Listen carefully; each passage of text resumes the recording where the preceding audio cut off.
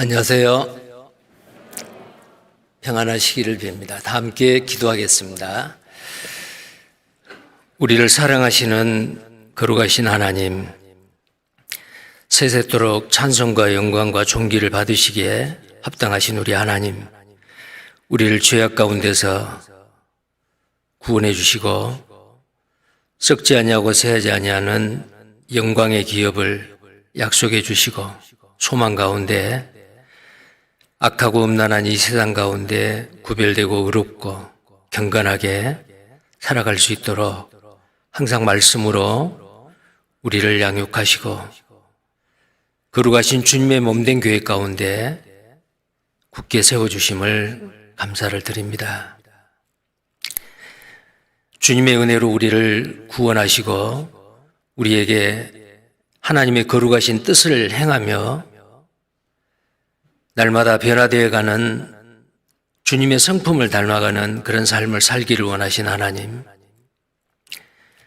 우리를 변화시켜 주시고 주님의 선하시고 온전하신 뜻을 분별하며 하나님 앞에 영광을 드리며 하나님을 기쁘게 하는 우리의 삶이 되게 주님 도와주시기를 원합니다. 2022년 새해를 맞아 많은 새로운 계획과 다짐을 하였습니다.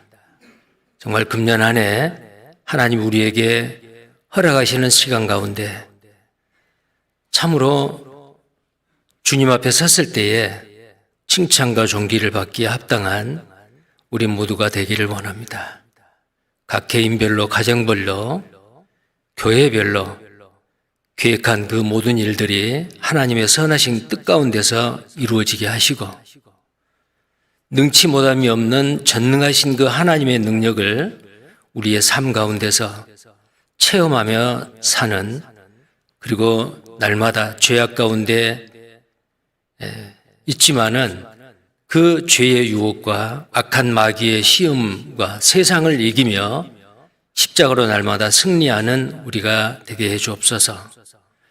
그리고 땅끝까지 이르러 주님의 복음을 증거하라고 명하신 주님의 명령을 기쁨으로 감사함으로 순종하며 풍성한 과실로 아버지께 영광을 드리며 사는 우리가 되기를 원합니다. 또 교회적으로 이번 주에 전국의 90개 이상 교회에서 전도 집회가 계획이 되어 있습니다. 지난주에도 이번 주에도 또 다음 주에도 많은 지역교회에서 계획하고 있는 그 전도 집회, 이뤄진 많은 영혼들 하나님께서 우리에게 붙이시고 맡기셨습니다. 때를 얻든지 못 얻든지 담대히 주님의 복음을 증거하며 우리와 동일한 생명과 소망을 얻을 수 있도록 하나님 우리를 귀하게 사용해 주시기를 원합니다. 또 이 시간 주일을 맞이해서 온라인을 통해서 말씀을 들으신 분들, 또 현장에 나오셔서 오늘 주일 함께 참석하신 모든 분들, 각 사람의 형편과 처지에 믿음의 분량대로 필요하고 합당한 은혜의 말씀을 주시고 깨달아 알게 하시고 우리의 삶 가운데서 믿음으로 순종하며 하나님께 영광을 드리는 우리 모두가 되기를 원합니다. 이 시간에 시종을 주 성령님께서 함께 하시고 하나님의 거룩하신 뜻을 깨달아 알게 하시고 하나님께 영광이 되는 귀한 시간들로 하나님께서 채워주시옵소서. 주 예수님 이름 받들어 기도드립니다. 아멘. 성경 말씀 교독하겠습니다.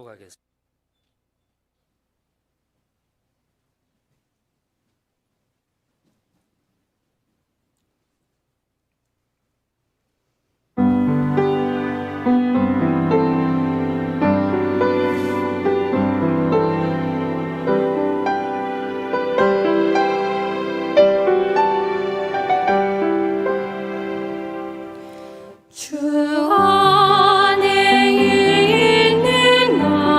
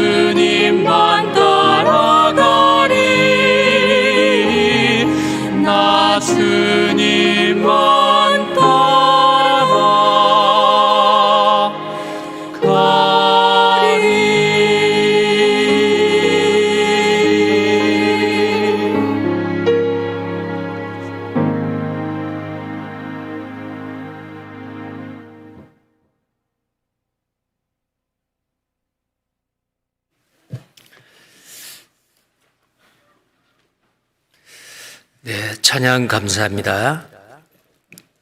성경 말씀 보시겠습니다.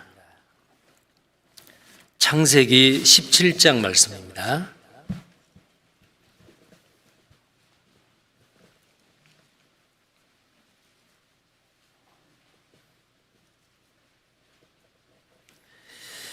(1절부터) 제가 읽겠습니다. 아브라함의 99세 때에 여호와께서 아브라함에게 나타나서 그에게 이르시되 나는 전능한 하나님이라 너는 내 앞에서 행하여 완전하라. 내가 내 언약을 너와 너 사이에 세워 너로 심히 번성케 하리라 하시니 아브라함이 엎드린데 하나님이 또 그에게 일러 가라사대 내가 너와 내 언약을 세우니 너는 열국의 아비가 될지라. 이제 후로는 내 이름을 아브라함이라 하지 아니하고 아브라함이라 하리니 이는 내가 너로 열국의 아비가 되게 함이니라. 내가 너로 심히 번성케 하리니 나라들이 내게로 쫓아 일어나며 열왕이 내게로 쫓아 나리라. 내가 내 언약을 나와 너와 내 대대 후손의 사이에 세워서 영원한 언약을 삼고 너와 내 후손의 하나님이 되리라. 내가 너와 내 후손에게 너의 우거하는 이 땅 곧 가나안 일경으로 주어 영원한 기업이 되게 하고 나는 그들의 하나님이 되리라. 그 다음 보시겠습니다. 23절입니다.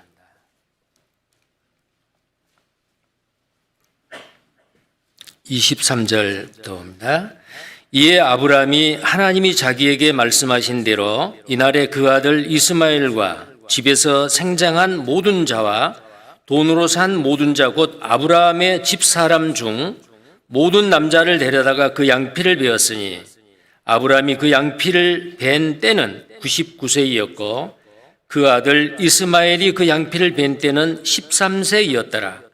당일에 아브라함과 그 아들 이스마엘이 할례를 받았고 그 집의 모든 남자 곧 집에서 생장한 자와 돈으로 이방 사람에게 사온 자가 다 그와 함께 할례를 받았더라. 오늘은 창세기 17장 말씀으로 하나님이 우리에게 주신 교훈의 말씀을 받고자 합니다. 벌써 2022년 새해가 된 지 오늘 16일이죠. 2주가 지났습니다. 동계 수련회 때 말씀을 통해서 또 각자 개인별로 하나님 앞에 기도하고 소원하고 계획했던 그 모든 일들이 착오 없이 잘 실행이 될 거라고 생각을 합니다. 나는 금년에 성경을 몇 독을 해야겠다. 그리고 나는 매일 정해진 시간에 습관적으로 또 누구를 위해서 몇 사람을 위해서 기도해야겠다. 물론 여러 가지 내용이 있을 겁니다. 금년에 나는 꼭 최소한 한 사람의 영혼이라도 주님 앞에 인도해서 전도의 열매를 맺어야겠다. 금년 2022년에는 코로나19로 말미암아 여러 가지 많은 우리의 삶의 제약을 받고 있지만 하나님의 복음의 말씀은 매이지 아니하고 더 광범위하게 짧은 시간에 더 많은 사람들한테 이 복음의 말씀이 전해지고 있습니다. 그래서 하나님이 허락하신 또 여러 가지 여건 가운데 나에게 허락하신 그 모든 공식적인 교회 모임 나는 반드시 출석해서 서로의 발을 씻기고 서로 위로받고 말씀을 공급받는 내가 있어야 될 그 시간에 그 장소에 나는 꼭 있어야겠다. 아마 그런 다짐들을 그 외에도 여러 가지 다짐들을 하셨으리라고 생각을 합니다. 자, 이 전 세계적인 온역이 언제 끝날지 알 수는 없으나 우리의 삶이 많이 변했습니다. 교회당까지 와서 말씀을 배우고 봉사하고 형제 자매님들과 교제하는 것보다 편리한 장소에 앉아서 언제 어느 때든지 시간과 공간을 초월해서 스마트폰이나 아니면은 다른 기계를 통해서 온라인으로 말씀을 들을 수 있는, 그전에는 이런 일이 없었잖아요. 자, 그래서 처음에는 불편했지만은 이런 부분들이 이제 점점 몸에 익숙해져 가는 거예요. 자, 그러다 보니까 우리의 육신은 편하고 편리한 쪽으로 이렇게 길들여지는 겁니다. 자, 그것이 좋은 것만은 아니에요. 내 육체를 쳐서 복종케 하시고 정말 힘쓰고 애써서 하나님을 섬기고 사랑하고 복음을 전해야 되는데 편한 쪽으로만 내 마음이 가게 되면은 정말 신앙적으로 많은 손해를 볼 수밖에 없습니다. 그래서 많은 부분들이 우리의 생활 가운데 매여 있지만은 그런 가운데서도 우리는 최선을 다해서 모이기를 힘쓰고 코로나 이전보다도 더 깨어서 기도하고 주님을 위해서, 주님이 나에게 맡기신 그 사명을 위해서 더 충성스럽게 살아야 된다고 생각이 됩니다. 자, 이렇게 가다가 언제 주님이 갑작스럽게 도적과 같이 오실런지 우리는 아무도 알 수 없습니다. 자, 그날을 예비하고 준비하기 위해서 우리는 더욱 깨어서 말씀을 가까이 하고 주님이 우리에게 부탁하신 그 분부의 말씀을 기쁨으로 감사함으로 순종하는 삶을 살아야 될 것입니다. 오늘 이 본문 말씀 창세기 17장 1절에서 27절까지의 말씀인데요. 이 말씀은 이렇게 제목을 붙잡았습니다. 영원한 언약의 표징. 물론 여기에 가장 스토리는 뭐냐면은 아브라함에게 하나님께서 처음으로 언약의 표징으로서 할례를 행하라. 자, 근데 이 할례라고 하는 이것이 바로 구원받은 그리스도인들, 하나님의 백성들이 나는 하나님의 백성이다, 나는 구원받은 그리스도인이다 라는 그 표시라는 거예요. 물론 구약시대 때는 이스라엘 백성들은 하나님이 선택한 하나님의 백성들이기 때문에 이방인과 구별해서 정말 너는 하나님의 백성이다, 그 표로서 반드시 모든 남자는 혈통적으로건 아니면은 혈통이 아니더라도 그 신앙적으로 하나님을 믿는 모든 사람들은 이 할례를 받아서 몸에다가 은밀한 곳에 그 표를 해야 된다. 자, 이것은 바로 그림자죠. 몸에다가 표를 하는 이 영원한 언약의 그 표징으로서의 할례를 이야기했는데 성경에서 우리에게 교훈하신 것은 마음의 할례를 하라. 자, 그렇다면 오늘날 우리 구원받은 그리스도인에게 마음의 할례가 뭘까? 자, 성경에 많은 부분들이 그런 말씀이 있습니다. 자, 그래서 오늘 이 창세기 17장의 말씀을 통해서 구약의 이스라엘 백성들에게 명령하시는 그 말씀과 신약시대 우리 시대에 구원받은 그리스도인에게 이 말씀이 우리에게 주는 교훈은 무엇일까? 어떻게 우리는 순종하고 살아야 될까? 이런 부분에 대해서 잠깐 허락하는 시간 가운데 생각을 해보도록 하겠습니다. 자, 아브라함이 하란을 떠나온 지 24년이 됐어요. 자, 그런 가운데서 이 아브라함은 갈 바를 알지 못하고 하나님이 지시한 땅으로 갔습니다. 대단한 믿음이었죠.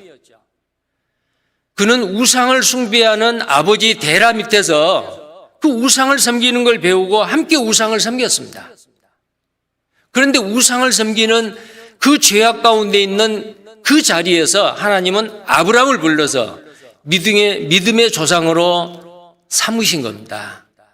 하나님의 말씀을 믿고 갈 바를 알지 못하였으나 그 말씀을 믿고 떠났던 이 아브라함. 자, 그런데 그 약속의 땅 가나안 땅에 왔지만은 하나님께서 말씀하셨습니다. 창세기 12장, 13장, 15장 계속해서 반복적으로 언약을 해주셨어요. 물론 하나님의 언약입니다. 너로 말미암아 지상의 모든 족속이 복을 받으리라. 너에게서 난 아들 내 씨로 말미암아 온 세상 사람들이 복을 받으리라. 이스라엘 민족만이 아니고 이 지구상에 살고 있는 아담의 후손인 모든 사람들이 아브라함을 통해서 복을 받을 것을 약속을 했습니다. 물론 아브라함의 그 혈통을 통해서 이 땅에 오실 예수 그리스도, 그분이 십자가에서 죽으시고 부활하심으로 예수님의 죽으심과 부활하심을 회개하고 믿음으로 말미암아 이 땅에서의 복이 아니고 영원한 복, 신령한 복을 받을 것에 대한 약속입니다. 자, 그 약속은 영원한 약속이죠. 언약입니다. 자, 그 약속은 쌍무적인 언약이 아니에요. 사람이 지켜야만이 하나님이 그 약속을 지키겠다라는 게 아니에요. 사람은 그 약속을 지킬 수가 없어요. 그런데도 하나님께서는 일방적으로 그 언약을 사람과 하시고 그 약속을 반드시 지키시는 하나님이심을 이 아브라함에게 말씀하고 계셔요. 자, 이 아브라함이 갈대아 우르 땅을 떠나서 24년이 됐습니다. 자, 그런데 그 하나님의 말씀을 믿음의 조상 아브라함도 아담의 죄성을 가지고 있는 정말 연약하고 부족한 사람이었습니다. 하늘의 별을 보고 내 자손이 저 하늘의 별과 같이 많으리라 믿었습니다. 그 믿음을 하나님은 의로 여기셨다라고 창세기 15장 6절에 우리가 하나님 앞에 뭘 행해가지고 의롭다함을 받는 게 아니고 하나님이 하시는 일, 하나님의 약속을 믿음으로 말미암아 그 믿음을 의로 여기신다는 사실을 아브라함에게 분명하게 말씀하셨습니다. 자, 아브라함이 믿어서 의인이 됐기 때문에 또한 우리도 하나님의 말씀을 믿고 구원을 받아 의롭다함을 받은 거죠. 자, 그래서 우리는 영적으로는 아브라함의 영적인 자손들이에요. 혈통적으로는 아브라함의 자손이 아닙니다. 그러나 영적으로는 우리는 아브라함의 후손이다 그 말이에요. 자, 그런데 이 아브라함도, 믿음의 조상 아브라함도 인간적인 약점과 허물이 있었던 거예요. 반드시 사라를 통해서 낳은 아들이 그의 약속의 자녀가 될 것을 말씀하셨지만 그걸 불신하고 자기 아내 사례를 통해서 몸종인 하갈을 첩으로 줌으로 인해서 거기서 태어난 이스마엘이 바로 자기의 기업을 이을 후손으로 생각을 했던 거예요. 자, 그런데 그래서 이 하갈과 사례 그리고 아브라함 이 가정에 큰 문제가 생겼죠. 가정의 불화와 갈등이 생겼습니다. 그래서 결국은 하갈을 쫓아내는 일이 있었고 다시 받아들여서 아들 이스마엘을 낳았습니다. 자, 얼마나 이 가정에 불신앙적인 이 사건으로 말미암아 어려움이 많았습니까? 그런데 하나님께서 이스마엘이 태어난 지 13년 만에 바로 이 창세기 16장은 바로 이스마엘 하갈을 아내로 삼아서 육신의 아들 이스마엘을 얻는 그 과정입니다. 그런데 이 말씀이 있고 나서 13년 동안 하나님은 침묵하셨습니다. 13년 동안. 자, 하나님의 인도함을 따라서 여기까지 왔던 이 아브라함은 하나님과 전혀 교통 없이 하나님의 침묵의 기간이 13년이었다 그 말입니다. 그런데 13년 만에 하나님이 나타나셨어요. 그러면 하나님이 13년 동안 아브라함을 잊으셨을까요? 하나님이 아브라함을 버리셨을까요? 아닙니다. 그 13년 되던 해가 바로 아브라함 99세다라고 성경에 되어 있습니다. 본문을 보겠습니다.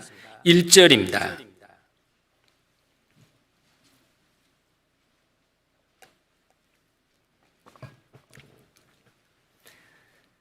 창세기 17장 1절입니다. 아브라함의 99세 때에 여호와께서 아브라함에게 나타나서 그에게 이르시되 나는 전능한 하나님이라 너는 내 앞에서 행하여 완전하라. 자, 99세에 아브라함이 99세 될 때 나타났습니다. 자, 이때가 어느 때일까요? 하나님이 일하실 때예요. 그 전까지는 좀 젊었죠. 내가 육신적인 생각을 가지고 이 아브라함의 부부가 하가를 후처로 들여서 자식을 얻었지만은 하나님께서 약속한 자식이 아니에요. 그러면 어떻게 우리에게 사라를 통해서 약속의 자녀를 주실까? 보니까 사라는 89세예요. 아브라함은 99세예요. 자, 당시에도 99세, 89세의 할아버지 할머니에게서 아이를 낳을 수 있는 가능성은 전무입니다. 인간의 어떤 그 수단과 방법을 통해서도 사람으로는 할 수 없는 그때에 하나님이 나타나셨어요. 이때가 바로 하나님이 일하실 수 있는 때입니다. 자, 우리에게도 마찬가지예요. 예, 내가 할 수 있는 거, 내 힘으로 할 수 있는 거, 그걸 위해서 기도하지는 않죠. 그런데 인간의 수단 방법으로는 도저히 할 수 없는 이 불가능한 상태에 있을 때에 하나님께서 이때에 아브라함에게 나타나셨다라고 말씀하고 있습니다. 아브라함 99세 때라고 말씀하고 있죠. 자, 아브라함과 사례는 인간적인 방법으로 하나님의 언약을 이루는 것에 이 방법 때문에 그들은 정말 많은 신앙의 시련을 받았습니다. 13년 동안 하나님이 말씀하지 않았어요. 침묵을 했어요. 자, 어쩌면 13년 동안 하나님이 아브라함에게 나타나지 아니하고 말하지 아니하고 침묵했던 것은 아브라함과 사례에게 하나님이 징계로서 이런 조치를 취했을 수도 있다라고 생각이 됩니다. 자, 근데 이제 13년이 지난 이때에 그들이 절망 가운데 처해 있을 때에 하나님이 아브라함에게 나타나셨습니다. 이 침묵은 13년의 침묵은 하나님이 잊은 것이 아니에요. 하나님이 아브라함을 버린 것도 아닙니다. 히브리서 13장 5절에 보면은 내가 과연 너희를 버리지 아니하고 과연 너희를 떠나지 아니하리라 하셨느니라 라고 말씀하셨습니다. 예. 하나님의 자녀, 하나님의 백성은 내가 이런 어려운 환경에 처해 있고 이런 곤란 가운데 있는데 하나님은 나를 보시지도 않는가? 하나님은 주무시는가? 아닙니다. 하나님은 졸지도 아니하시고 주무시도 아니하시고 하나님의 백성들, 하나님의 자녀들을 눈동자같이 지켜보고 계십니다. 근데 왜 침묵하시죠? 때가 아닙니다. 나는 할 수 없다. 하나님께 더 친밀하게 더 가까이 갈 때까지 하나님은 기다리고 계시는 거예요. 자, 바로 이때에 하나님께서 나타나셨습니다. 그리고 하나님이 이렇게 말씀하십니다. 나는 전능하신 하나님이라. 전능하신 하나님. 히브리어 말로는 엘샤다이. 자, 이 엘샤다이 전능하신 하나님은 우주 만물을 천지를 창조하신 하나님, 그 창조한 피조물을 보존하시는 하나님, 이 우주 만물을 운행하시는 하나님,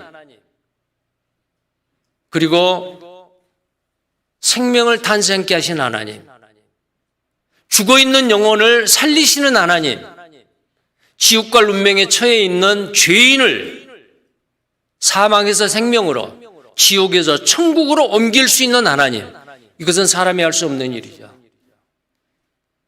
아무것도 없는 가운데서 DNA를 포함한 세포 한 개를 만들 수 있습니까? 아무리 과학이 발달해도, 복제는 가능해도 새로운 세포를 만들 수가 없어요. 창조는 하나님의 영역이에요. 죽은 자를 살린다? 자, 영이 죽어 있는 지옥과 운명에 처해 있는 죄인을 의인으로 삼고 천국 가게 한다. 사람이 할 수 있습니까? 전혀 불가능한 일이죠. 자, 하나님은 그 일을 하실 수 있는 전능하신 하나님이란 말이에요. 마가복음 10장을 보시겠습니다. 마가복음 10장.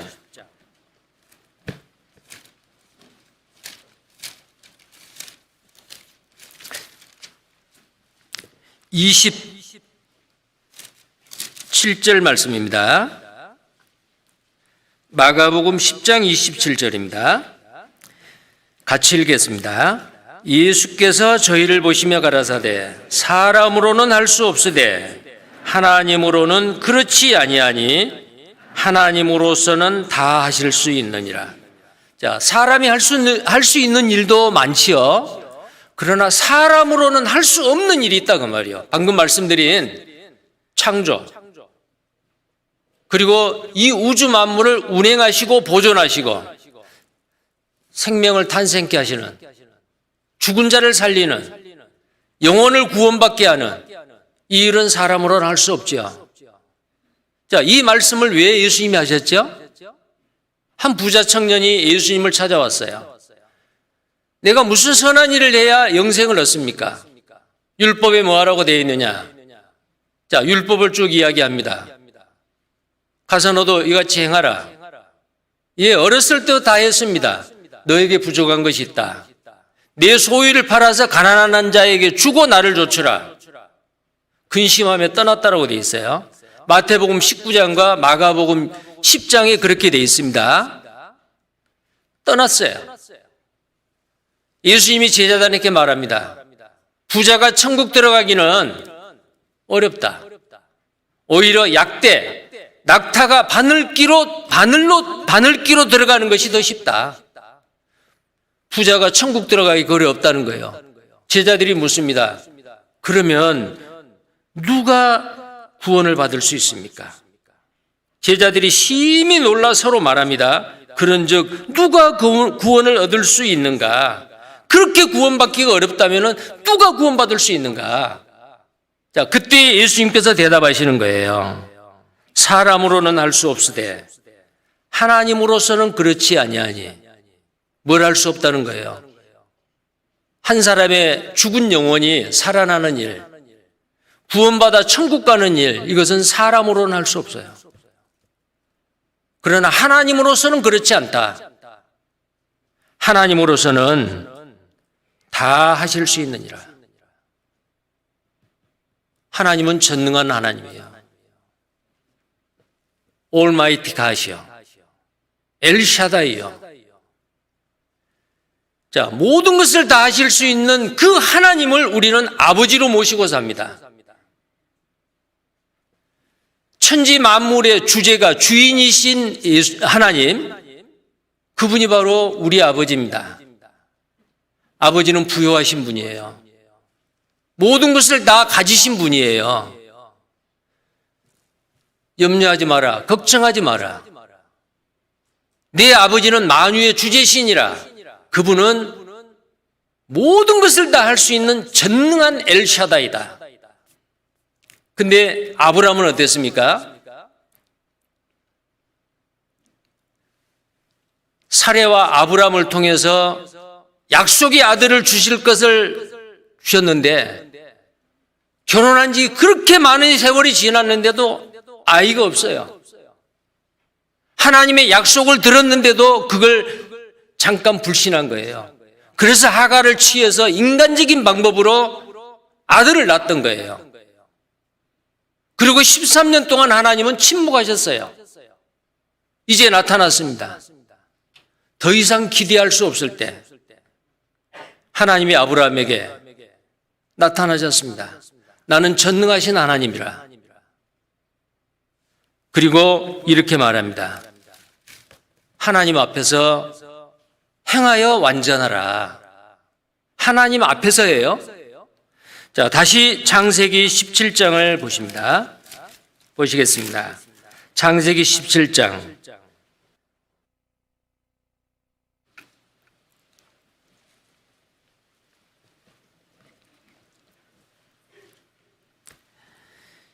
(17장) 1절 그 중간 부분이에요. 나는 전능한 하나님이라. 너는 내 앞에서 행하여 완전하라. 자, 전능한 하나님을 말씀을 하시죠. 하나님은 이 아브라함에게 나는 여호와라, 스스로 존재하는 자라. 출애굽기에 보면은 모세 떨기나무 불 가운데서 하나님이 나타나셔서 나는 여호와라, 아브라함과 이삭과 야곱의 하나님이라 이렇게 말씀하셨잖아요. 그런데 이 아브라함에게, 이삭에게, 야곱에게는 하나님께서 여호와라는 그 하나님의 이름보다 전능하신 하나님이라고 하는 그 하나님의 호칭을 쓰기를 원하셨어요. 나는 전능하신 하나님이라. 능치 못함이 없는 하나님. 왜 그럴까요? 믿음의 조상 아브라함을 통해서 하나님에 대한 절대적인 신앙, 절대적인 믿음을 갖게 하기 위해서 나는 못하는 게 없다. 모든 것을 다 할 수 있는 전능한 하나님이다. 자, 그래서 이런 말씀들이 성경에 많이 있잖아요. 창세기 35장 11절에도 이 이스라엘 민족의 그 초기에 이 아브라함, 이삭, 야곱의 이 족장들에게 여호와보다도 전능하신 하나님의 그 호칭을 그들에게 말씀하십니다. 창세기 35장 11절 한번 찾겠습니다. 창세기 35장 11절입니다.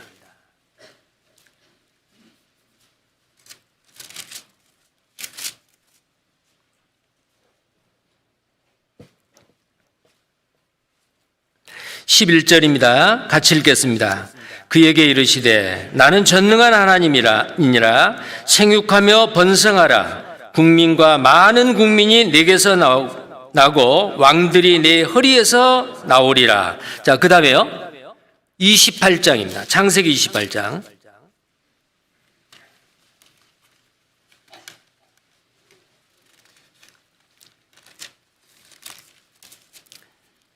창세기 28장 3절 말씀입니다.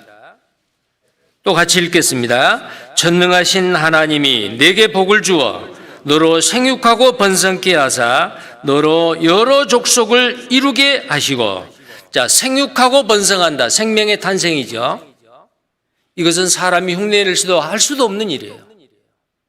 하나님이 하시는 일이죠. 전능하신 하나님만이 하실 수 있는 일입니다. 자, 그래서 계속해서 이런 말씀을 계속해서 합니다. 전능하신 하나님, 전능하신 하나님. 그래서 창세기에는 엘샤다이라고 하는 전능하신 하나님의 그 하나님의 호칭이 계속해서 나오고 있습니다. 자, 그 다음에 아까 말씀드린 창세기 17장에 너는 내 앞에서 행하고 완전하라. 내 앞에서 행하라. 하나님 앞에서 행해야 된다 이거예요. 하나님 앞에서 행합니다. 자, 그리고 완전하라 그랬습니다. 하나님 앞이 뭐예요? 하나님 앞에 그 거룩하시고 온전하신 그 하나님 앞에 만약에 내가 하나님의 임재 가운데 신전의식, 임재의식, 호람대오라고 하죠. 하나님 앞에 내가 서 있다. 내가 하나님 앞에 서 있다라는 그 생각을 만약에 우리의 일상생활 가운데 한다면은 누구도 죄의 유혹에 넘어질 사람 없습니다. 세상을 두려워하지 않고 마귀를 두려워하지 않을 거예요. 하나님이 내 앞에 서 있어요. 내가 하나님 앞에 있어요. 아브라함에게 말합니다. 너는 완전하라. 자, 완전해지려면 어떻게 해야 돼요? 하나님 앞에, 전능하신 하나님 앞에 내가 서서 하나님과 동행하고 있다라는 것을 의식을 하고 내가 삶 가운데 살았을 때에 하나님과 같이 점점 완전해진다는 거예요. 여기서 완전하라 그 말은요, 퍼펙트죠. 하나님같이 완전해질 사람이 누가 있어요? 하나님같이 완전할 사람은 아무도 없어요. 불완전한 인간이요. 그런데 성경에서는 이 완전하라, 완전해지라, 하나님 앞에 완전하라, 이런 말씀이 많거든요. 마태복음 5장 48절에는 내 아버지께서 온전하신 같이 너희도 온전하라. 창세기 18장에도 보면은 너희도 완전하라. 자, 완전하라라는 말이 성경에 많이 나옵니다. 그건 하나님과 같이 완전하게 되라라는 게 아니고 도덕적으로, 윤리적으로 우리는 하나님의 앞에 서 있는 사람 같이 그런 믿음과 신앙을 가지고 점점 거룩하고 깨끗한 생활을 하라 그 말이에요. 죄 없는 신분으로서 하나님 앞에 서서 우리의 상태가 점점 거룩한 상태로 돼가라는 거예요. 우리의 성화지요. 노아는 당시에 완전한 자라. 노아는 하나님께 은혜를 입었더라. 노아는 의롭다함을 받은 자라. 당시의 의인이었더라. 자, 노아는 하나님같이 완전했습니까? 부족한 인간이요. 홍수가 끝나고 나서 술 취해서 그 부끄러운 모습을 자녀들한테 보이기도 했잖아요. 그런데 어떻게 하나님같이 완전합니까? 우리의 성품이 신의 성품에 참여해서 점점 하나님과 같이 돼가는 그런 과정 가운데 우리는 하나님 앞에 서서 그 거룩하신 하나님과 교제하기 위해서 정결한 신분으로 하나님 앞에 서서 하나님과 교제하며 은혜 가운데 살아가는 그 삶 자체, 그게 완전해가는 과정이에요. 그 완전하기를 원하는 겁니다.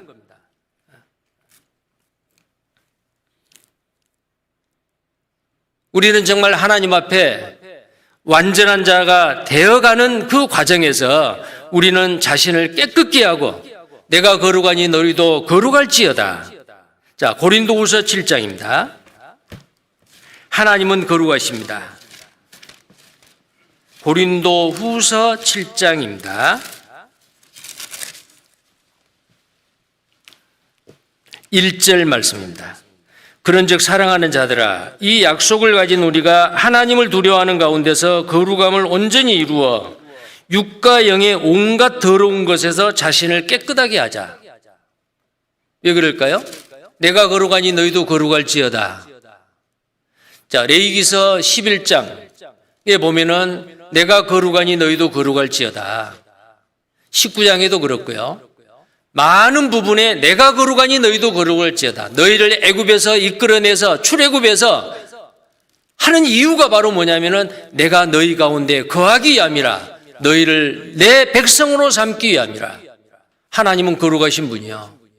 하나님의 그 거룩하신 하나님이 이스라엘 백성 가운데 거하려면은 하나님은 거룩한 사람들 가운데 거합니다.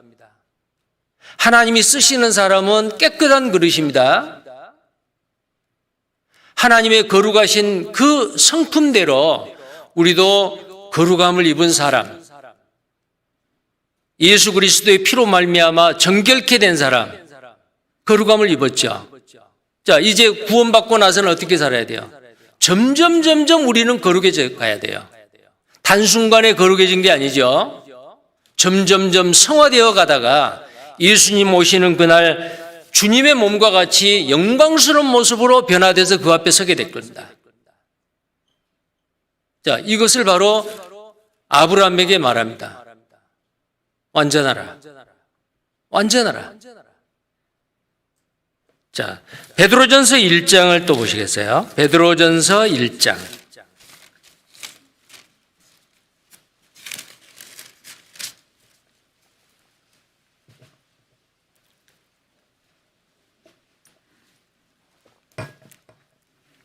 베드로전서 1장 15절 16절 같이 읽겠습니다. 오직 너희를 부르신 거룩한 자처럼 너희도 모든 행실에 거룩한 자가 되라. 기록하였으되 내가 거룩하니 너희도 거룩할지어다 하셨느니라. 자, 하나님이 내가 거룩하니 너희도 거룩할지어다. 자, 이 말씀이 바로 아브라함에게 하나님 앞에서 행하여 완전한 자가 되라. 하나님 앞에서 행하여 완전한 자가 되라. 자, 그래서 우리가 정말 하나님과 같이 완전해지고 거룩한 삶을 살기 위해서는 죄는 멀리하고 세상과 마귀의 유혹을 잘라내고 점점 신의 성품에 그리스도의 인격이 내 속에서 이루어져야 됩니다. 그것이 바로 완전해가는 과정이죠. 자, 여러분 고린도전서 13장에 보면은 사랑장이 나오죠. 사랑은 오래 참고 사랑은 온유하며 투기하는 자가 되지 아니하며 자랑하지 아니하며 교만하지 아니하고 자기의 유익을 굳지 아니하고 성내지 아니하고 불의를 기뻐하지 아니하고. 자, 그게 뭘까요? 사랑은 이렇다, 사랑은 이렇다. 자, 거기에 이 사랑이라는 그 단어에다가 예수님을 집어넣으면은 틀림없습니다. 예수님은 오래 참고, 예수님은 온유하며, 교만하지 아니하며, 예수님은 불의를 기뻐하지 아니하고, 다 예수님의 성품이요. 예수님은 성내지 아니하고. 자, 우리도 마찬가지로 예수님과 같은 그 성품을 점점점 내 속에서 그 인격을 갖춰가야 돼요. 사랑장에 나와 있는 그 사랑 속에다가 자기 이름을 한번 넣으면 어떨까요? 그렇게 돼야 돼요. 자, 고린도전서 13장입니다. 고린도전서 13장.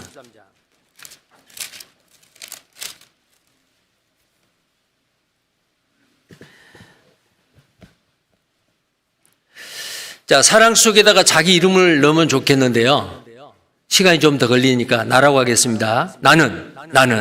자, 그래서 사랑 대신에 나는이라고 해서 어디까지 읽으시냐면은 7절까지 4절에서 7절까지를 사랑 대신에 나는. 자, 그렇게 한번 읽어보겠습니다. 나는 오래 참고 나는 온유하며 투기하는 자가 되지 아니하며 나는 자랑하지 아니하며 교만하지 아니하며 무례히 행치 아니하며 나의 유익을 굳지 아니하며 성내지 아니하며 악한 것을 생각지 아니하며 불의를 기뻐하지 아니하며 진리와 함께 기뻐하고 모든 것을 참으며 모든 것을 믿으며 모든 것을 바라며 모든 것을 견디느니라. 나라고 읽었습니까? 어때요? 나가 그런 사람인가요? 좀 부족하지요? 자, 아브라함도 부족했어요.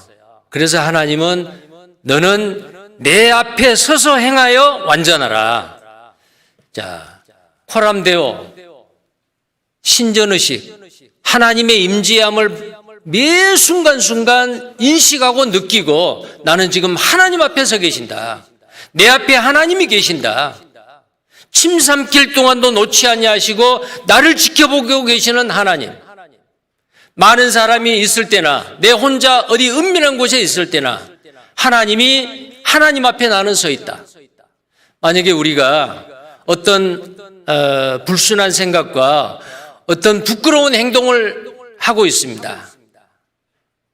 하나님 앞에 그런 신전의식 코람데오라는 그런 생각을 가지고 있다면 하나님이 이렇게 물으실 거예요. 아무개야, 너 지금 무슨 생각하느냐? 누구누구야? 너는 지금 무엇하고 있느냐? 그러면은 정말 하나님 앞에 그 신전의식을 가지고 서 있고 완전을 향해서 노력하고 신의 성품에 참여하여 그리스도의 인격을 내 속에 가득가득 채우기 위해서 노력하는 사람이라면 어떻게 해야겠어요? 하나님이 그렇게 물으신다면 예, 저 지금 무엇하고 있어요? 하나님 아시잖아요. 만약에 내 생각 속에 다른 사람을 시기하고 질투하고 미워하고 있어요. 아무개야, 너 지금 무슨 생각하고 있느냐? 예, 누구 미워하고 있어요. 말할 수 있겠어요? 다른 사람에게 피해를 주고 거짓된 행동을 하고 있습니다. 아무개야, 누구야? 너 지금 무엇하고 있느냐? 예, 저 지금 남의 물건을 훔치고 있습니다. 그렇게 말할 수 있겠어요? 우리는 하나님 앞에 서서 행하여 완전하라. Work before me. 내 앞에 서서 완전하라. 아브라함에게만 하는 말이 아닙니다. 모든 구원받은 그리스도인에게 그렇게 말씀하십니다. 너는 하나님 앞에 행하여, 하나님 앞에 행하여 완전하라. 자, 우리는 항상 그런 생각을 가지고 매 순간순간을 하나님을 의식하고 산다면은 점점 우리의 삶이 성화되어 가서 주님 앞에 섰을 때 착하고 충성된 종, 칭찬과 존귀를 받기에 합당한 사람이 될 겁니다. 자, 오늘 본문 말씀 2절입니다. 창세기 17장 2절입니다. 내가 내 언약을 나와 너 사이에 세워 너로 심히 번성케 하리라 하시니. 아브라함이 엎드린데 하나님이 또 그에게 일러 가라사대 내가 너와 내 언약을 세우니 너는 열국의 아비가 될지라. 자, 2절에서 8절까지를 보면 내가 내 언약을 세운다. 내가 너와 내 언약을 세운다. 내가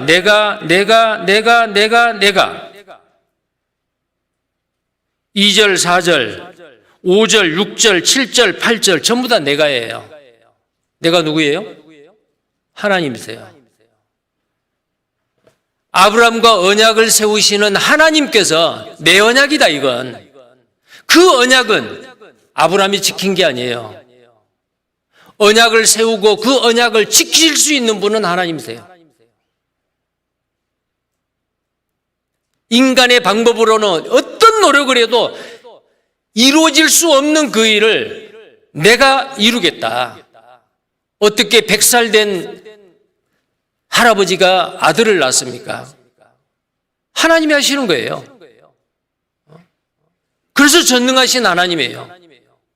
그 전능하신 하나님을 믿고 그 하나님 앞에 서 있다라는 그 생각으로 그 믿었을 때 하나님께서는 놀라운 능력을 아브라함에게 행하겠다는 거예요. 아브라함에게만 약속하는 게 아니에요.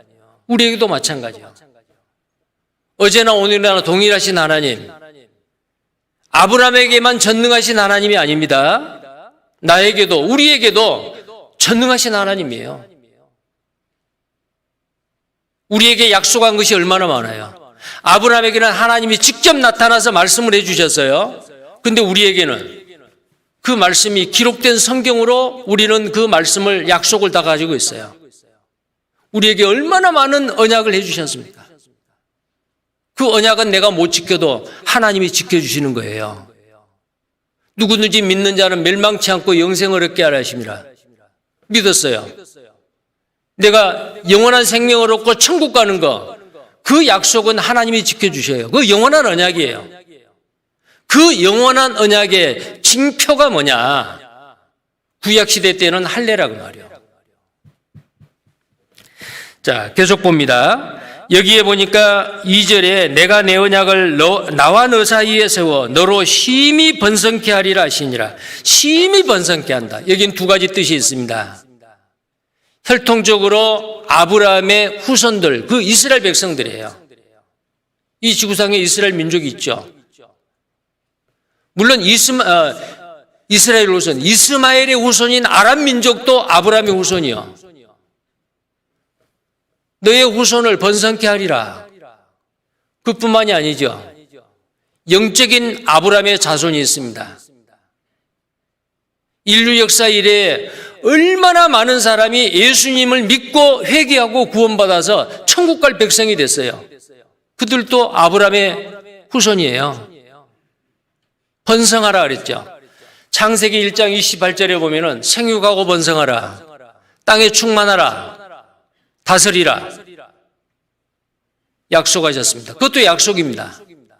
약속이고 명령이죠. 생육하고 번성하라. 사람이 할 수 있습니까? 내가 자녀를 낳고 싶어도 사람의 뜻으로 되는 게 아니죠. 하나님이 허락하셔야 돼요. 혈통적인 자손 말이에요. 영적인 자손도 마찬가지예요. 하나님께서 창세기 1장 28절에 생육하고 번성하라, 땅에 충만하라.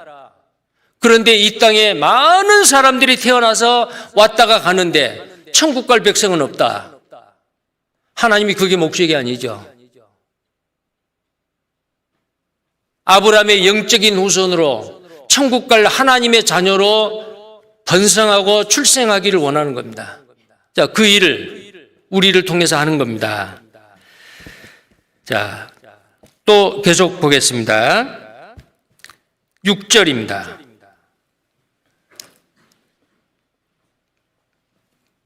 2절에 있는 말씀과 같이 또한 번성하라라고 말씀했죠. 6절에 내가 너로 심히 번성케 하리니 나라들이 내게로 쫓아 일어나며 열왕이 내게로 쫓아 나리라. 자, 이스라엘 백성들에게 약속하신 겁니다. 아브라함을 통해서. 자, 그때에 이 말씀을 했을 때 아브라함은 엎드렸다라고 되어 있죠. 심히 번성하리라라고 이 언약을 하나님께서 아브라함에게 하실 때에 3절에 보면은 아브라함이 엎드린데 하나님이 또 그에게 일러 가라사대. 자, 계속해서 언약을 하시죠. 엎드렸습니다. 자, 우리는 하나님 앞에 납작 엎드려야 돼요. 저희들은 아무것도 할 수 없습니다. 이게 바로 모든 하나님의 백성, 구원받은 그리스도인의 하나님 앞에서 취해야 될 가장 올바른 자세입니다. 그래서 베드로전서 5장 6절에도 그러므로 하나님의 능하신 손 아래서 겸손하라. 때가 되면 너희를 높이시리라. 자, 하나님은 겸손한 자를 높이십니다. 아브라함은 이제는 인간의 방법과 계획 그 모든 것 다 포기하고 13년 만에 나타나신 하나님 앞에 납작 엎드렸습니다. 그리고 하나님은 계속해서 언약의 말씀을 하십니다. 자, 그 다음에요. 8절에 보겠습니다. 내가 너와 내 후손에게 너의 우구하는 이 땅 곧 가나안 일경으로 주어 영원한 기업이 되게 하고 나는 그들의 하나님이 되리라. 자, 가나안 일경. 하나님께서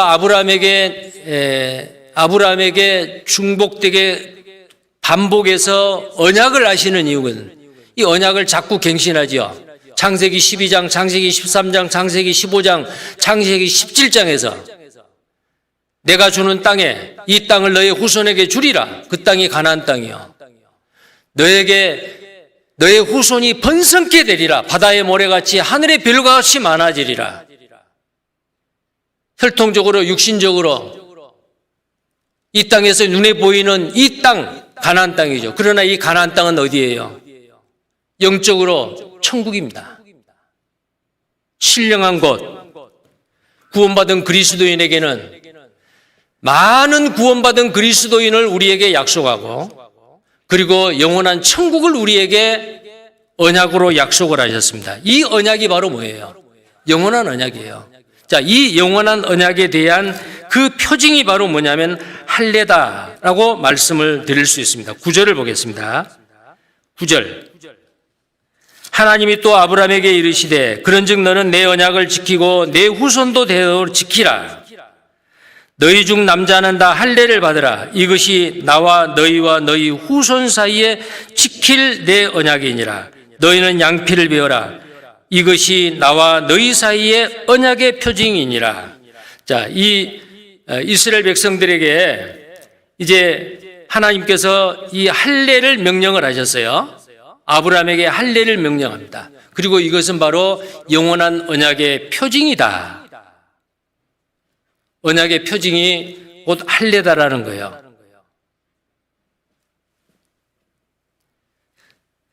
사도행전 7장 8절에는 이 언약을 할례의 언약이라고도 표현을 하고 있습니다. 그 표가 뭐예요? 사인이요.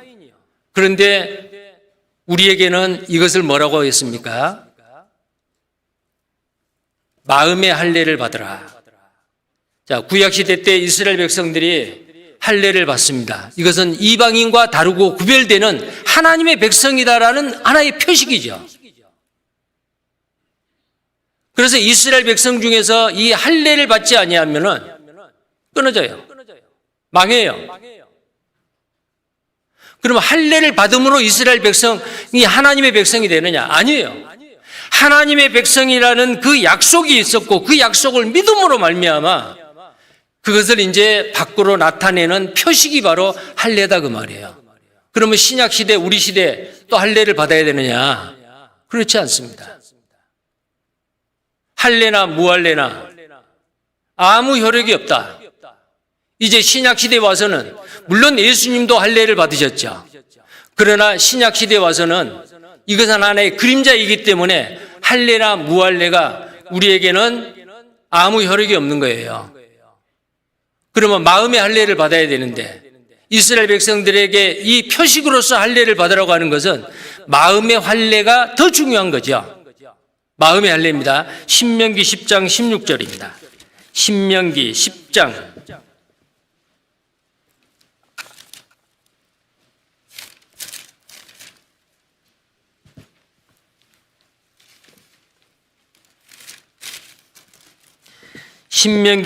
16절입니다. 함께 읽겠습니다. 그러므로 너희는 마음의 할례를 행하고 다시는 목을 곧게 하지 말라. 자, 마음의 할례를 하라 그랬죠. 마음의 할례가 뭘까요? 하나님께서 아브라함에게 할례를 행하는 것을 명령했을 때 남자는 집에서 난 자 유대인이나 혈통적으로 유대인이거나 신앙적으로 유대인 가정에서 돈으로 산 자나 종이나 어떤 남자든지 난 지 8일 만에 할례를 받으라고 했습니다. 난 지 8일 만에. 그런데 마음의 할례를 받아야 된다 그랬어요. 이스라엘 백성들이 겉으로는 할례를 받아서 나는 하나님의 백성이다 자랑했어요. 복음이 전해질 때도 이스라엘 백성 중에서 구원받은 사람이 할례를 받아야만이 구원을 받는다. 갈라디아서에서는 이 할례 문제로 인해서 거짓 선생들이 와서 갈라디아 교회를 어지럽혔습니다. 그래서 갈라디아서에 이렇게 말하고 있습니다. 갈라디아서 5장 6절입니다.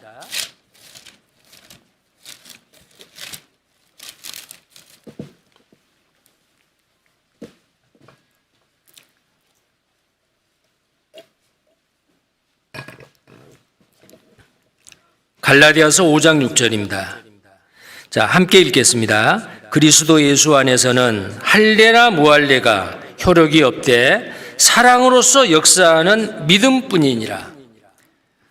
하나님 앞에 죄를 회개하고 예수 그리스도를 믿음으로 말미암아 구원받고 사랑으로 역사하는 믿음이다. 자, 그 사랑으로 역사하는 믿음. 사랑이 우리를 강권하시는도다. 한 사람이 모든 사람을 대신해 죽을선적 모든 사람이 죽은 것이라. 자, 그리스도의 사랑, 하나님의 사랑이 성령으로 말미암아 우리 마음에 부음받으시고 성령으로 인을 친 거예요. 구약 시대의 이스라엘 백성들은 몸에다가 표시를 했지만 이제 모든 구원받은 그리스도인은 마음에 성령의 인이 쳐진 거예요. 자, 사람의 몸 가운데서 이스라엘 백성들에게 할례를 표시를 했는데 이게 하나님의 백성의 표식이다. 영원한 언약의 표징이다. 그런데 어디에 됐어요? 밖으로 노출된 부분이 아니에요.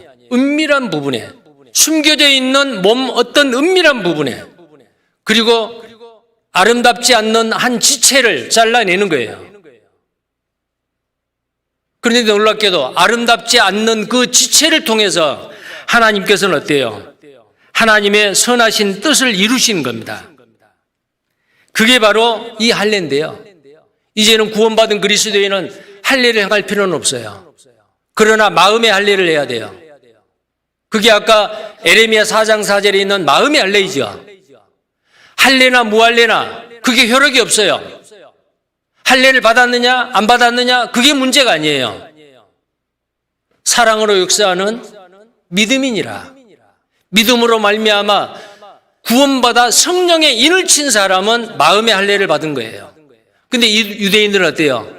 마음의 할례를 받지 아니하고 겉모습만 우리는 하나님의 백성이다. 아니죠. 이 땅에 살고 있는 구원받은 그리스도인들, 구원받았다고 하는 그리스도인은 마음의 할례를 받아야 됩니다. 그게 성령으로 인친 거예요. 나는 정말 구원받았을까? 자, 구원을 받았다면 어때요? 표식이 있어야 돼요.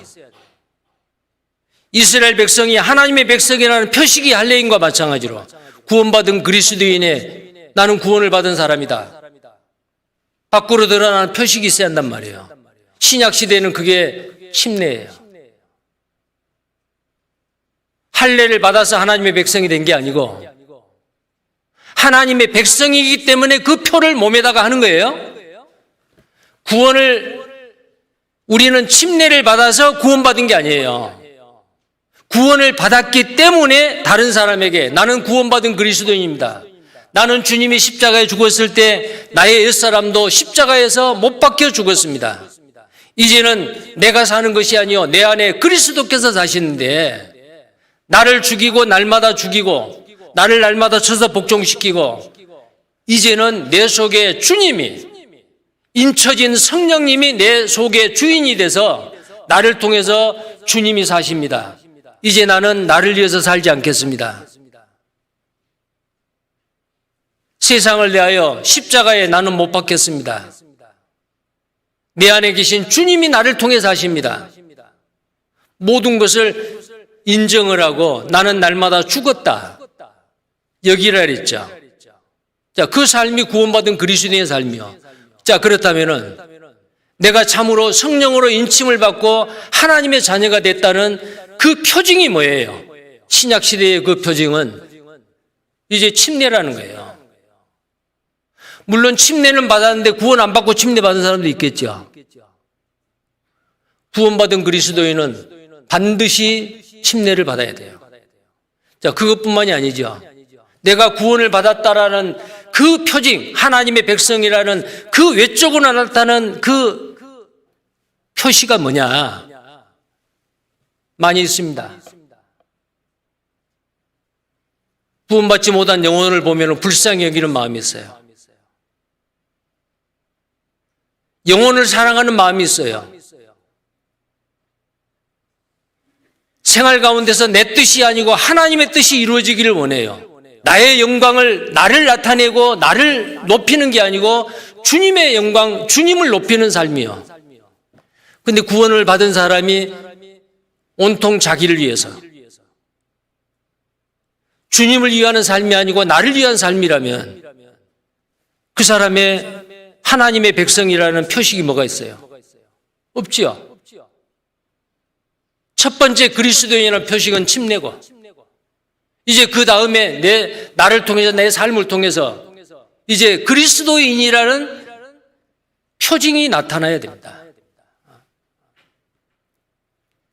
열매 없는 삶,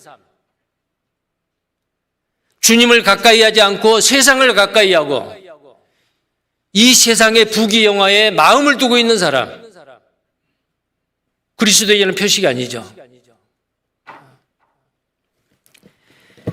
자, 이 구원받은 그리스도인이라면 반드시 그게 있어야 되는 거예요. 그 나무는 그 열매로 알지니 좋은 나무는 아름다운 열매를 맺고 나쁜 나무는 나쁜 열매를 맺느니라. 그 나무로 그 열매를 안다 그랬죠. 그 표식이에요. 표징이에요. 내가 구원받았는데 지금까지 나는 얼마나 말씀을 가까이 하고 말씀에 순종하여 살았느냐. 나는 지금까지 누군가가 나에게 희생하고 순종해서 나에게 복음을 전해주고 구원을 받았는데 나는 몇 사람의 영혼을 주님 앞에 인도해서 나를 통해서 열매가 있느냐고 말이요. 요한복음 15장 8절 보겠습니다.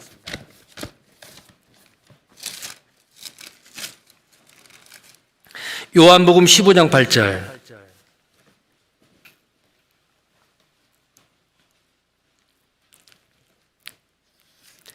15장 8절 같이 읽겠습니다.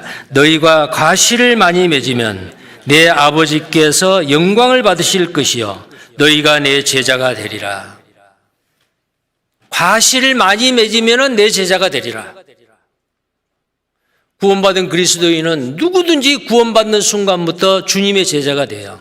누구든지 자기 십자가를 지고 나를 좇지 않는 자는 나의 제자가 되지 못하리라. 우리는 주님의 제자입니다. 자기 십자가를 지고 날마다 나를 쳐서 복종시키고 죽는 생활, 나를 통해서 주님의 영광이 나타나고 주님의 능력이 나에게 머물러 나를 통해서 주님이 일하시는 일이 매 순간마다 있어야 되죠. 그런데 그런 것이 없어요. 하나님의 자녀라는 표징이 없어요. 자기를 돌아봐야 됩니다. 너희가 믿음에 있으니까 너희 자신을 시험하고 확증하라. 나는 확실히 구원받은 사람인가? 구원을 확실한데 왜 나에게는 이런 일이 없는가? 왜 이 구원받은 그리스도에는 표식이 없는가?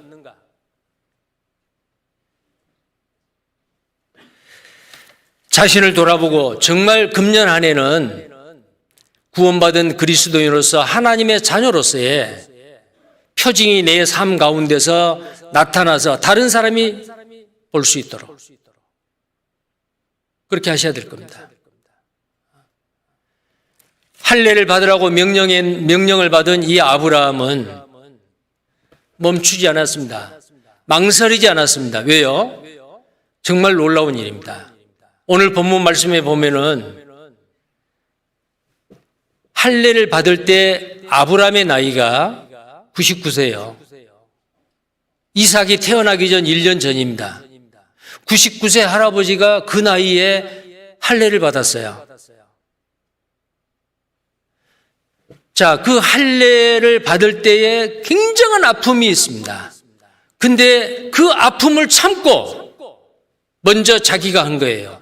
이스마엘이 그 할례를 받을 때가 13살이었어요. 그리고 집안에 있는 모든 남자에게 하나도 빠짐없이 다 행했어요. 혈통적인 자기 자녀가 아니더라도 종이든지 돈으로 산 사람이든지 아브라함의 집안에 있는 모든 남자에게 다 했습니다. 이건 뭘 이야기할까요?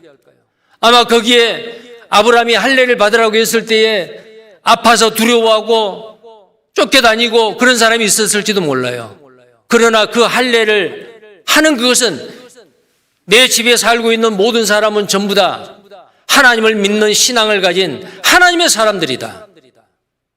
표를 해야 된다. 그런데 그걸 망설이지 않았다고 말이요. 며칠 후에 하지 않았습니다. 언제 했죠?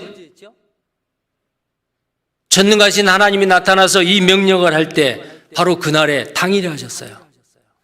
자, 본문을 보시겠습니다. 창세기 17장입니다.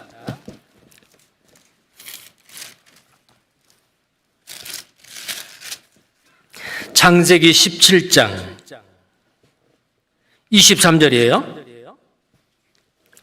이에 아브라함이 하나님이 자기에게 말씀하신 대로 이날에, 자, 하나님이 말씀하신 이날입니다. 바로 그날이에요. 그 아들 이스마엘과 집에서 생장한 모든 자와 돈으로 산 모든 자, 곧 아브라함의 집 사람 모든 남자를 데려다가 그 양피를 베었으니 아브라함이 그 양피를 벤 때는 99세였더라. 자, 아브라함도 했죠. 하나님의 말씀을 다른 사람에게는 순종하게 하고 그렇게 살아야 된다라고 이야기를 하는데 정년 그렇게 전해주는 하나님의 말씀을 전해주는 본인이 만약에 안 했다. 어떻게 따르겠어요? 그러면 어떻게 완전해질 수가 있어요? 본을 보여야 되죠. 고린도전서 11장 1절에 내가 그리스도를 본받는 것 같이 너희도 나를 본받는 자 되라. 사도 바울은 그리스도 예수를 본받는 자가 됐어요. 그래서 그리스도 예수가 부탁하신 그 말씀을 다른 사람한테 힘있게 외쳤습니다. 자기가 먼저 본을 보이고 그 말씀을 다른 사람한테. 자, 아브라함이 어때요? 집에 있는 모든 남자 이스마엘 돈으로 산 자, 그 모든 남자에게 할례를 하고 자기는 나는 나이가 많아서 할 필요 없어. 그랬어요? 안 했죠. 서성거리지 않았습니다. 지체하지 않았습니다. 하나님의 말씀을 듣는 그 즉각 이날에 행했다라고 돼 있어요. 25절입니다. 그 아들 이스마엘이 그 양피를 벤 때는 13세였더라. 당일에 아브람과 그 아들 이스마엘이 할례를 받았고 그 집의 모든 남자 곧 그 집에서 생장한 자와 돈으로 이방 사람에게서 사온 자가 다 그와 함께 할례를 받았더라. 다 받았죠? 만약에 이 할례를 받지 않으면 이스라엘 백성 중에서 끊어집니다. 우리도 마찬가지요. 우리가 이 교제 가운데, 이 교회 가운데 머물러 있지만 우리 중에서 마음의 할례를 받지 않는 자, 성령의 인침을 받지 못한 자가 있다면 하나님의 백성 가운데, 천국 갈 백성 가운데 끊어집니다. 마태복음 7장 21절에 주여 주여 하는 자마다 다 하나님의 나라에 들어갈 것이 아니요 아버지의 뜻대로 행하는 자라에 들어가리라. 그날에 많은 사람이 내 앞에 와서 나는 주의 이름으로 선지자 노래했습니다. 귀신을 쫓아냈습니다. 권능을 행했습니다. 불법을 행하는 자들은 내게서 떠나가라. 겉모양으로는 그리스도인이고 명목적인 그리스도인인데 실질적인 그리스도인이 아니다. 왜 그래요? 마음의 할례를 받지 못했어요. 성령의 인침을 받지 못했어요. 하나님은 우리의 마음을 보십니다. 은밀한 마음을 보셔요. 그래서 그림자이고 모형이지만은 할례를 행할 때에 은밀한 곳에, 눈에 보이지 않는 은밀한 곳에 그 할례 수술을 하게 한 거예요. 이스라엘 남자들은 그랬을 거예요. 물론 그럼 왜 여자는 안 하느냐? 남자는 여자의 머리요. 그 할례 수술은 여자도 다 포함이 되어 있습니다. 여자는 행하지는 않아도 그 남자에 다 포함이 되어 있어요. 이스라엘의 모든 남자는 할례 수술을 하고 나서 하루에 몇 번이든지 그 표징을 쳐다봤을 거예요. 다른 사람에게는 안 보여요. 이게 무슨 표냐? 나는 하나님의 백성이라는 표다. 그러면 하나님의 백성답게 살아야겠구나. 이스라엘 백성들은 그리했을 거예요. 그런데 나중에 세월이 지나고 나서 이스라엘 백성들은 할례를 받았다라는 그 하나의 표징만 있지 마음의 할례를 받지 못하고 예수 그리스도를 배척함으로 인해서 선지자의 말을 듣지 아니함으로 오히려 그들은 저주를 받았잖아요. 그러니까 문제는 바로 뭐냐면은 그림자가 중요한 게 아니고 그 그림자를 내는 실체인 마음의 할례가 중요하다고 말이에요. 자, 그렇다면은 아브라함이 집에 있는 모든 남자들에게 어떻게 설득을 하든지 어떻게 하든지 간에 할례를 시켰어요? 왜 그럴까요? 모두 다 하나님의 백성으로 만든 거예요. 자, 우리가 여기서 그날에, 이날에, 그 다음에 당일에 그랬죠. 즉각적인 순종입니다. 아브라함의 하는 이 순종, 즉각적인 순종을 통해서 우리는 뭘 배워야 되죠? 누가복음 14장에 보면은요, 잔치를 베풀고 나서 사람들을 내 집을 채우라 그랬는데 쟁기질하기 위해서 소를 샀습니다. 결혼을 했습니다. 이 핑계 저 핑계. 너는 산울가로 가서 내 집을 채우라. 강권하여 내 집을 채우라. 아마 아브라함이 할례에 대한 명령을 하나님 앞에 듣고 행할 때에 정말 그들을 강권해서라도 하나님의 백성을 삼기 위해서 강권해서라도 다 할례를 행했다 그랬죠. 우리는 어떻게 해야 돼요? 아직 마음의 할례를 받지 못한 자, 성령의 인침을 받지 못한 자, 하나님의 자녀가 되지 못하고 하나님과 원수이고 마귀의 자녀로 있는 자, 우리는 어떻게 해야 돼요? 강권해야 돼요. 아브라함이 그랬듯이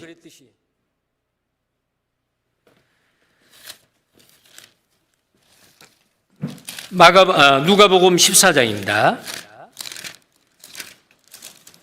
누가복음 14장.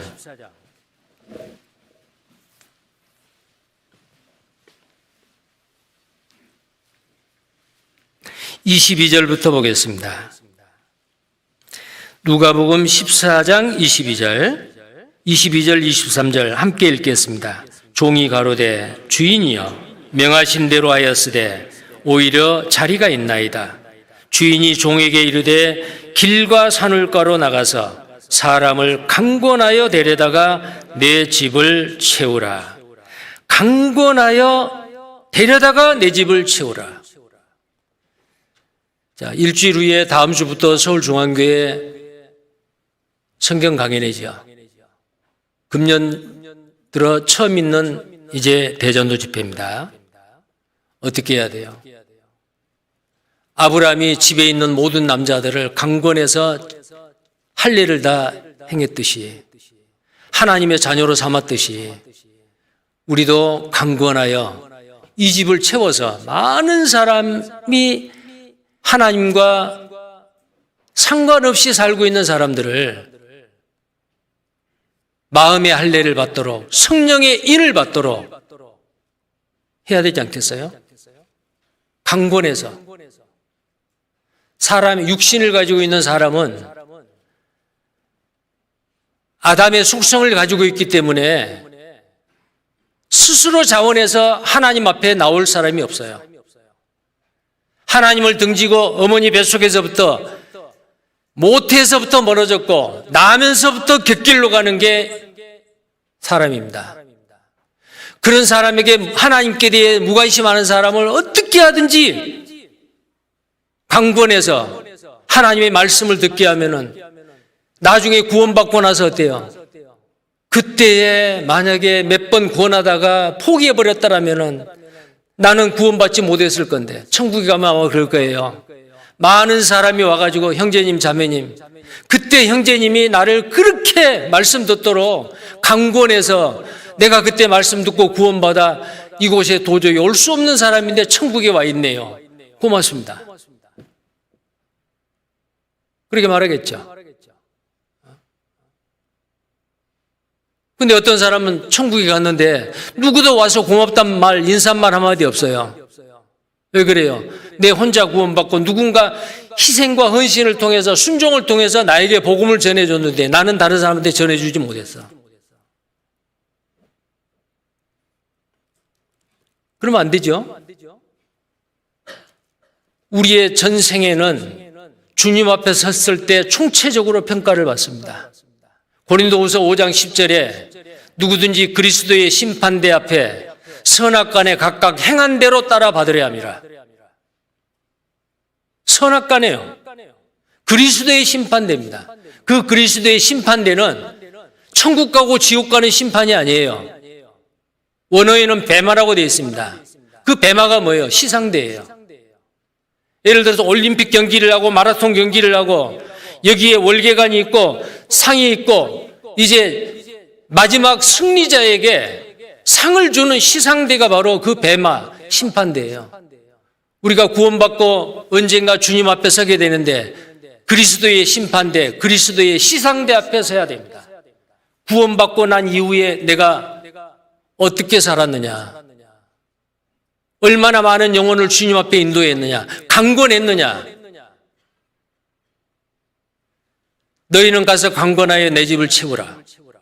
마가복음 16장 15절에 보면 너는 가서 모든 민족에게, 모든 족속에게 복음을 전파하라. 가서 해요.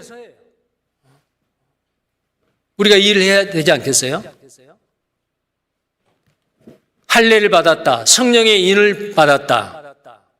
이제 그 사람 영원한 천국이고 하나님의 백성으로 영원히 하나님과 함께한다. 이거 하나님의 영원한 약속이요. 그 영원한 약속을 받고 구원받은 우리가 정말 구원받은 그리스도이고 하나님의 자녀라고 하는 표징이 뭐냐 그 말이에요. 구약시대 때는 할례고 신약시대 때는 구원받은 그리스도인이 구원받고 나서 나는 이제 주님을 위해서 살든지 죽든지 하겠습니다라는 것을 먼저 구원받은 형제 자매님들에게 주님 앞에 약속하고 선포하는 침례식이고, 그 이후에 내 삶 가운데 그리스도인이고 하나님의 자녀라는 표징이 나타나야 돼요. 영혼을 사랑하고 주님 앞에 인도해서 열매를 맺는 그 열매가 있고, 삶의 열매가 있고, 성령의 열매가 있고, 그런데 구원받기는 받았는데 내 삶 가운데 아무 표징이 나타나지 않는다. 주님 앞에 섰을 때 문제가 생길 겁니다. 지옥 간다는 말이 아닙니다. 부끄러운 가운데, 불 가운데서 얻는 구원과 같은 그런 사람이 돼서는 안 되죠. 자, 금년 2022년 하나님이 우리에게 선물로 주셨습니다. 우리 중에 어떤 사람은 금년 안에 주님 앞에 가실 분이 계실지도 모르겠어요. 그러나 이 땅에 살고 있는 동안에 이것은 매 순간순간은 하나님이 나에게 주신 프레젠트 선물이에요. 은혜죠. 나에게 주어지는 이 삶의 기회를 어디에 내 삶을 투자하고 사느냐, 이것은 아주 중요한 문제입니다. 곧 평가를 받습니다. 그때 가서 후회하실 분이 한 분도 안 계시길 바랍니다. 기도하겠습니다.